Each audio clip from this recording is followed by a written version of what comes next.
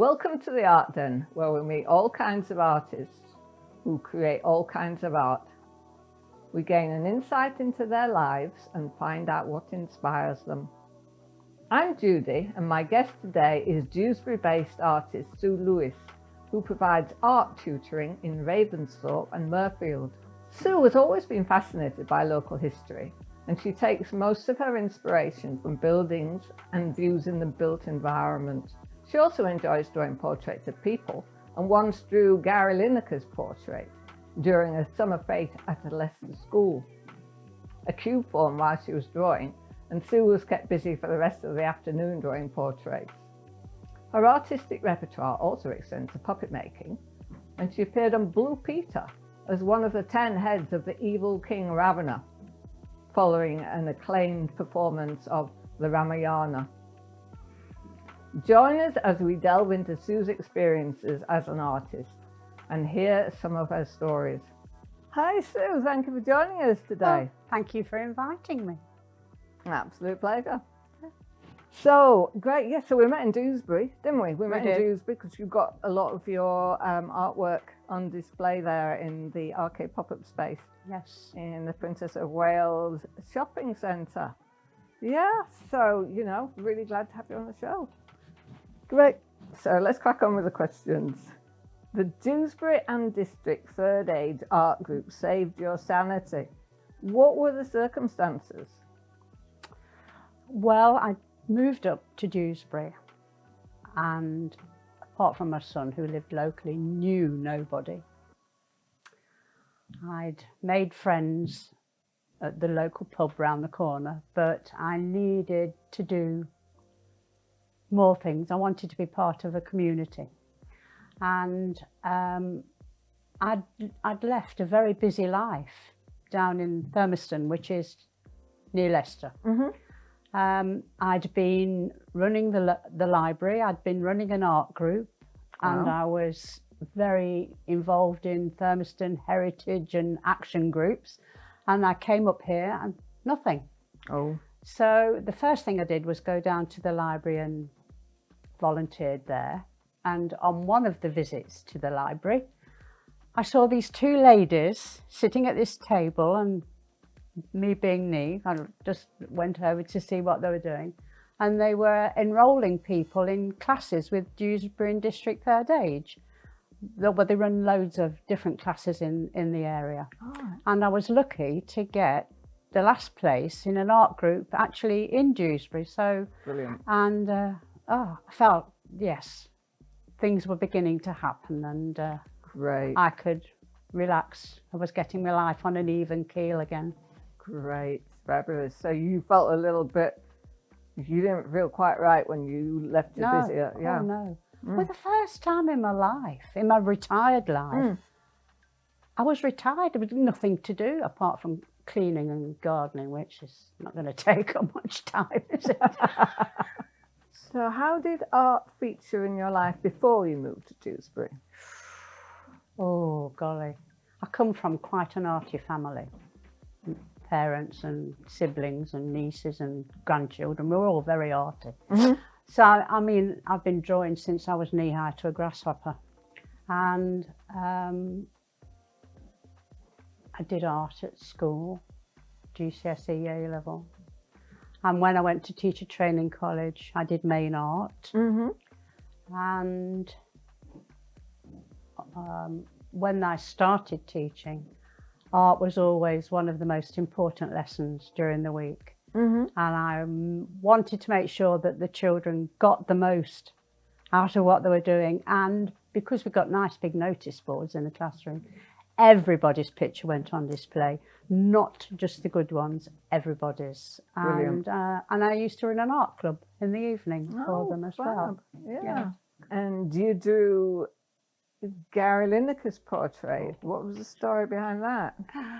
I used to do quick-fire portraits at my school's Christmas fair. Right. They usually took me about 10 minutes each, and there'd always be a big queue. And the headmaster at the time left, and when he was organising his summer fete, he rang me and said, would I go over to his school and do my quickfire portraits? And I said, oh yes, I'd love to. And so off I went, and he'd invited Gary Lineker to open the fete. He was a very young man and he'd just started playing for Leicester City.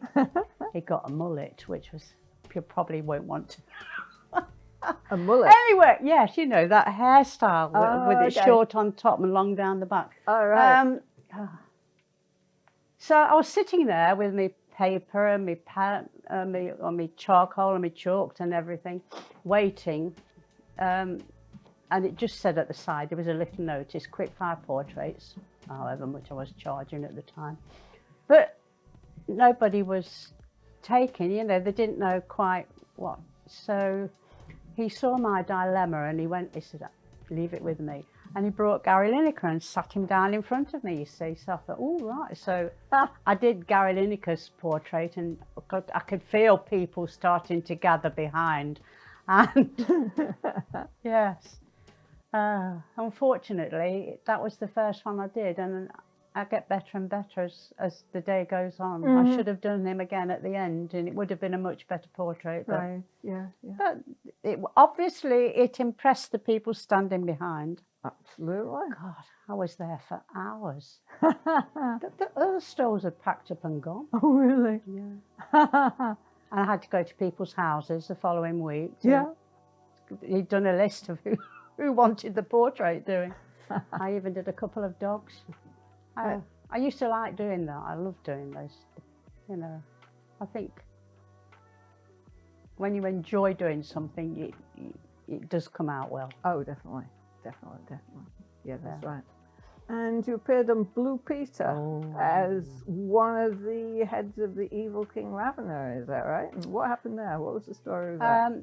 Well, there was Leicestershire Schools Dance and Drama.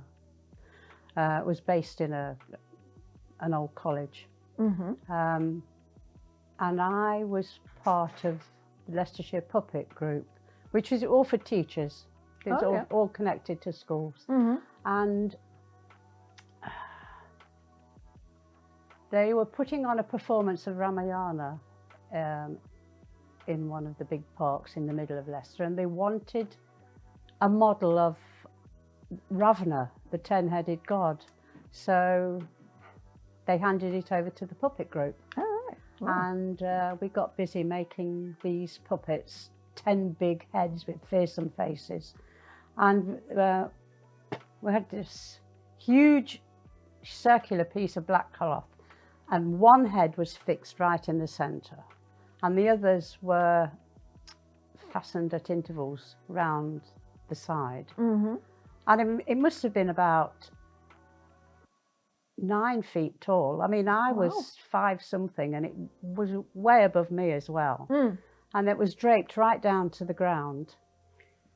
And each head was supported on a pole by a child. Right. And the centre head, which was my responsibility, was an even longer pole, and it was fixed in a pram.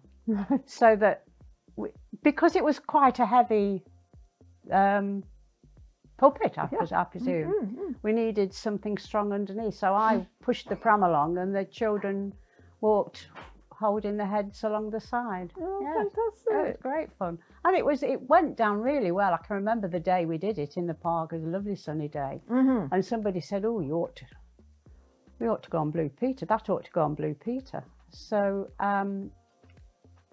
yes, a month or so later, some very excited teachers and pupils were on a bus down to the BBC Centre, and there we were. Oh, fantastic. So did they contact Blue Peter then, the person? Somebody did, yes. I don't know who it was. Yes, contacted Blue Peter. Oh, wow. And it's a very well rehearsed programme, is that? So we had the technical rehearsal, and then the dress rehearsal, and then the idea then was we went out onto the street outside the studio, and we proceeded into the studio with me pushing the pram. So even though nobody saw me, I was on Blue Peter and I've got the badge. Did you get a badge? Oh yes. Oh, fantastic. I know exactly where it is. In fact, I was very tempted to wear it and then I forgot. That's a fabulous story. Yeah, Oh. yeah, great. Yeah, I bet you treasure that badge, don't you? I do. Yeah. I do. How is your interest in local buildings and their history reflected in your artwork? I've always loved old buildings. I can remember there used to be, there's this lovely old house that we used to pass on the way home from school. And I did a lino cut of that, which was in the school magazine. But I've just, I think it's because they don't move and you can sit and draw them, you know. And you get the, well, I don't know. But I love drawing them, really do. Love pencil drawing of buildings. And when I came to Dewsbury, I used to catch the bus and explore the neighbourhood and walk around. And there so many amazing buildings, really, and the decoration on them. Oh, I took loads and loads of photographs. Oh, nice. With loads of photographs of every tower in every town and city that there is around Dewsbury. They've all got towers, lovely, some more than one. And they'll get some treatment or other in the not too distant future. Brilliant. Yes, it's an ongoing project. It's just, I'm trying to find a different way of dealing with the towers. You know, a new idea, which I'm waiting for inspiration for. Right. Yeah, and maybe like colour with pen added afterwards, be like Paul Clay. That's quite a cool way to do it. Because then you can put the detail in afterwards, put in your colour. Yeah. I've done something a little bit like that, and put in your colour, and then you do your fine work with your pen and ink on the top of it. That's pretty well, that's cool. what I did with the two that I like, was the one of Homefor. Oh, really? I did. I drew it in pencil first. Right. And then I went over all the pencil lines in ink, very fine pen. And then I looked at it and thought, that's boring. It needs some colour. So I put the colour in. And it just really turned out. Nice. Yeah. So nice. Somebody bought it. I was very pleased. Oh, I'll bet you were. Yeah. Fantastic. Yeah. You've got two main styles for painting portraits of buildings. Could you describe them? I came home from Malta with a painting by a local artist. And he'd done a street scene, but all the colours in the street scene weren't of how it looked. And I thought, oh, I can do that. I can do. So I started drawing as many pictures as I could of buildings, villages, small groups of houses, you know, and street scenes, and started filling them in this wonderful colour. So I make sure that I've got a good outline, and then I fill in the colours with these water-soluble crayons, then go over it with a wet brush, which really makes the colours stand out, and then go around every outline with a black pen, and it just brings them to life. And right, okay. I was really hooked on that. I was churning them out. So where do you start? I mean, you know, like on the building, where do you start? You know, do you like start? Because I noticed that like there's no colour, two colours next to each other that's the same, is it? So do you like plan it out? I mean, do you plan it out or just No, it just start? sort of comes. I just think, now, what colour shall I do there? And I choose a colour and I put that in, and then I think, right, what colour goes nice with it? And it just goes out. But I do tend to limit myself. I mean, I've got a tin that long with all the colours in, but when I started doing these, I just had the small tins, so that, you know, limited me. I think you do need to limit yourself to some extent, otherwise it wouldn't work. No, that's right. It gets, as you say, it wouldn't work. The one that I did where I had the whole range of colours was my three favourite landmarks. Emily Moore, Ossett Church and Gawthorpe Water Tower. Now they had the full range when I did those. Oh, And right. also the picture of Dewsbury arcade front. Oh, okay. So Yeah. that one and those three pictures, I've got new colours in which weren't in some of the older ones. Right. But before you used to limit it to a smaller range. And yes, because when I first started, I just looked and I think I picked out about 3 colours and looked at, no, this is going to work. Let's get some more in, you know, but not too many. Not too many. No. No, fabulous. And the other type of pictures is that was the one that I did of Holmfirth. I'd never done a painting in that way before. Oh, wow. I mean, normally I would have painted the picture and then put the pen and ink afterwards. Like there's one which I call the Two Towers of Dewsbury, and I did that. I did all the watercolour in that and then went over the buildings with the pen and ink. Right. And same with the approaching Dewsbury on the train. That I did all the colour first and then did the ink after, which is the proper, I suppose, I don't know. I could do it whichever you want, way you want, can't Whichever you? way. Yeah. But the Holmfirth one, the way that just turned out, it was, ooh. And because I was working on it in the class that I was in Ravensthorpe on Wednesday afternoon, and they were saying, oh, yeah, and I was getting a lot of, that's lovely. You can see the light in it. You can really see the light. Yeah. So, yeah. Fabulous. Felt very proud of that one. Great. So, yeah, absolutely. So, when and where do you paint? I ask this everyone because I've come up with some different ones. Well, I paint in the classes where I tutor. Right, yeah.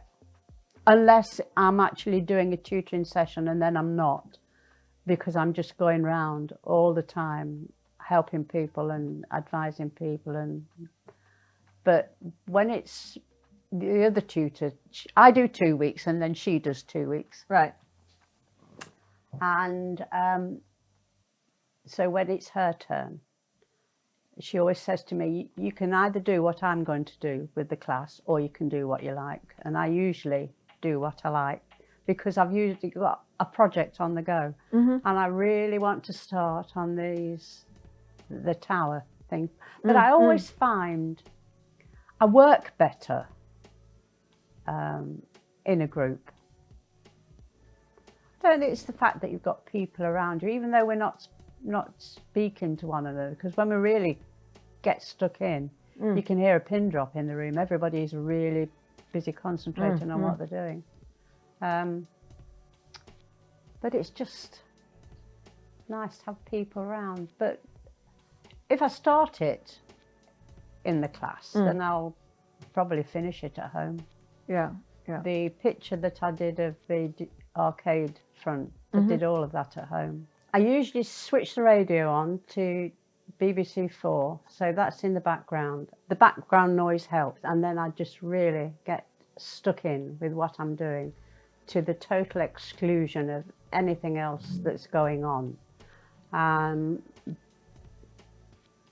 just revel in working, really. Where can people see your work? Well, at the moment, I've got pictures in the Poppin Centre, in the Princess of Wales precinct in Dewsbury. Right. The arcade. The arcade, yes, pop-up the thing. arcade pop-up centre. Yeah, yes. I've got several colourful ones and a couple of watercolour and pen and ink. And I've also, later on this year, because we celebrate, Dewsbury and District 3rd Age are celebrating their 40th year, we're having a big exhibition at Oakwell Hall. Oh, fabulous. On September the 20th and the 21st, the Saturday and the Sunday. And there'll be 1 or 2 of my pictures there, because I can't do a lot, because there's loads of us want to, but that's another place where I have exhibited. Oh, fabulous. Last year, yes, I exhibited 2 of the colourful ones and 2 of the watercolour and pen, and I sold both the watercolour and pen and ink ones. Great. But nobody wanted me colourful ones. Oh. Although I have sold 2 of those. Yeah. And that's a commission. Yes. Great stuff. Yes. Finally, to sum up, what motivates you to draw and paint? Why do you create art? It's what I see around me. Mm-hmm. Buildings. Yeah. I don't get to do many portraits these days, but the buildings are always there. And if something really catches my eye, there'll be a photograph of it and there will be a painting sometime. Yeah. Or a drawing. Yes, in one of the classes on a Wednesday afternoon when it wasn't my turn to tutor, we were given photographs of Oakwell Hall, and I did mine all in pencil, and I just loved it. Wonderful, Yeah. wonderful. So you see a building and I see a building, yes, take a photograph, which isn't cheating. No, take a photograph and then I produce an artwork with that in it. Yes, say an artwork with that in it. That's it. Brilliant. Great. So thank you, Sue, for joining us today on the Art Den. It's been great talking to you. I really enjoyed it. Thank you. That's good. Good. Yes, am I. Lovely. And to you, the audience, thank you for tuning in. Be sure to subscribe to Kirklees Local TV on YouTube to get our latest videos first. And we'll see you again soon. Bye for now.